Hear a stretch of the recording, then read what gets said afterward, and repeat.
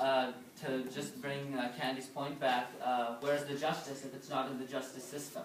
How do we find justice here in a group of people who are meeting to stop the violence? When we talk about things like this, it's hard not to revert to violence. It's hard not to revert to violence. And we did that last week.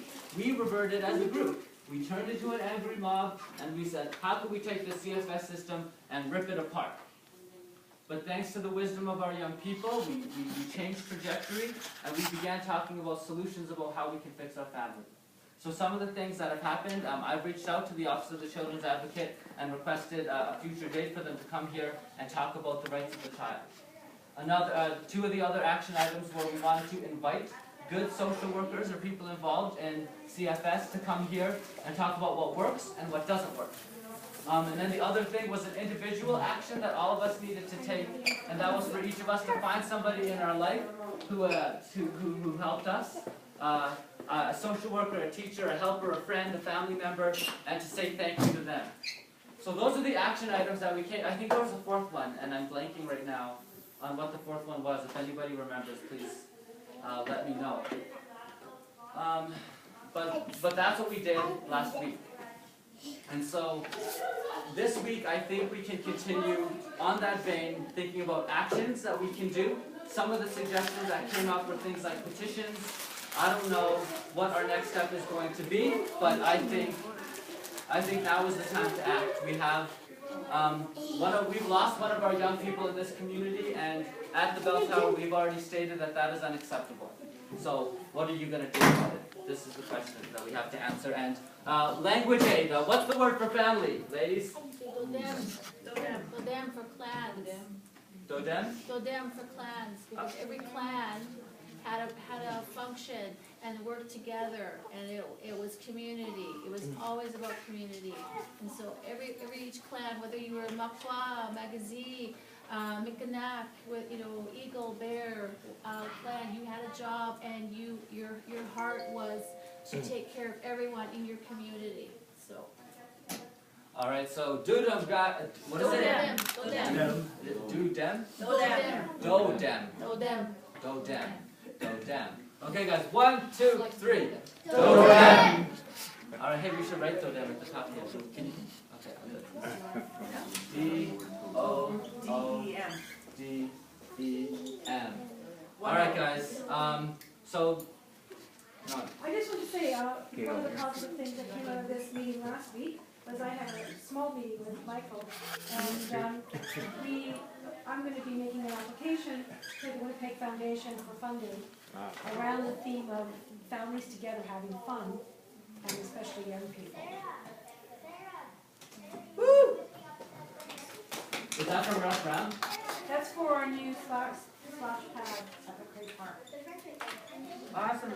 So what we're trying to do is develop, maybe I should just say, we got $850,000 from the city and the province to build a splash park at McCrae Park, which is just up the street here, about 15 blocks, short blocks, streets over.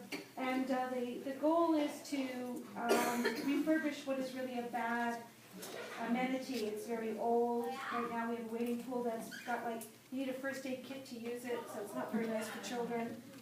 It's got a toilet block that the children won't use. So we want to update all of that and make it. Where is this place? Right at the corner of McCrae. No, sorry. At the corner between Anderson and Church, kitty corner to St. John's High School at Power. So straight up this street. Peanut Park. Peanut Park. That's it. Yeah, well, and the kids from Neon even wanted, in this meeting when we were talking about this with Ralph Brown, the North End Opportunity Network kids, I think some of them might be here or were here, said that we should change it officially to Peanut Park. That was their big mission. Okay, so it's known as Peanut Park, but I always call it McCrae Park because I write all the funding applications to improve that park, and it's known as McCrae Park. And it's actually one of the oldest parks in the city of Winnipeg. And if you have never seen this park, it's a beautiful park. It's lit, it's fully lit. It's got fantastic crisscross sidewalk. It's got a center court garden. It's got a really great play structure for older kids. And it's dog friendly. And it's a really lovely park. It's big, it's full of trees, it's just lovely, and it's well loved by the community. So we finally got $850,000 so that we can upgrade the aquatic component of that park. And now that sounds like an awful lot of money.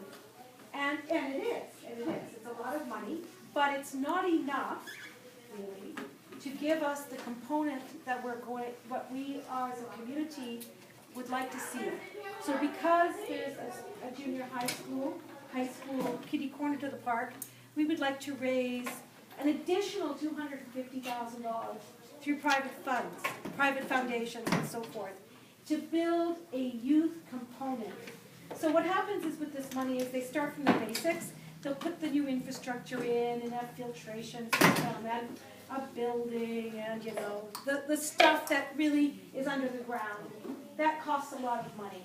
And then they put in some components for toddlers and then little kids. By the time they've done that, they've spent $850,000. So the young people, that is the kids that have inspired us to do this work over the years, are now, you know, maybe 12, 13, 14, 15, 20 years old.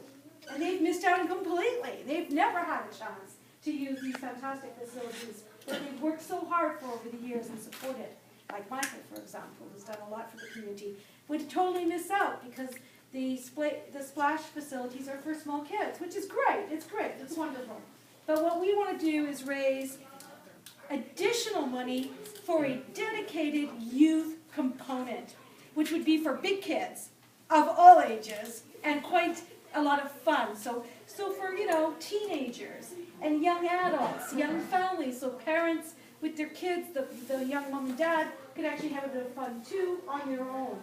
So that's what we're hoping, is to build a component that's attractive to our young teenagers and so forth. So that's what we're trying to raise money for. And what can we do to support that? Well, I think we've done it. I think that by identifying that, now there was somebody said last week that it was, I think, who said last week, there was somebody here who talked about how parents haven't learned how to have fun with their kids, and gave an example of, you know, someone screaming at their kid, walking on a snowbank. It was you, Michael. Yeah. It was you. And that the mother had no idea that the kid was just playing, probably because the mother never had a chance to play herself. And so many of our young people who are raising children have never had an opportunity to really have any fun. I remember when I moved to the North End 10 years ago, there wasn't a single play structure in our parks. There was nothing. So how did these young people who were growing up ever have any kind of interplay with anybody? You know, even with each other.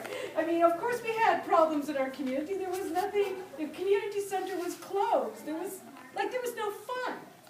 So this would be an opportunity for these young people who missed out on growing up with all these amenities to actually have them. And I think this would be something we can write into our funding proposal, that as the members of the Stop the Violence Belltower movement, we see that this is really important, that there's places for adults, young adults and teenagers and so forth, or families together for all ages, not just little kids, which is great. I mean, you know, young kids, and, you know, kids that are 10, that's great. We want them to have fun.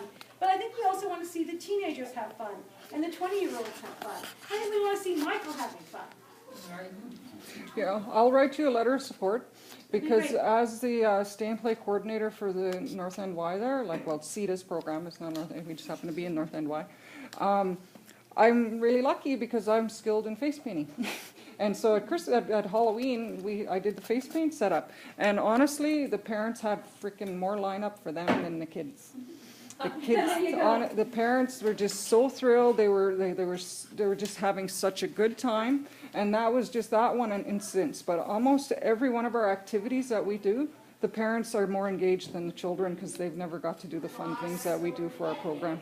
So if anybody would like to make a message of support about why we would really love to see this park expanded beyond just, you know, the standard, that X factor for young people, they could perhaps send a message on Facebook just saying, you know, on our Meet the Bell Tower page, they could maybe post a message there that says, this is great, we're really excited to support the Peanut Park,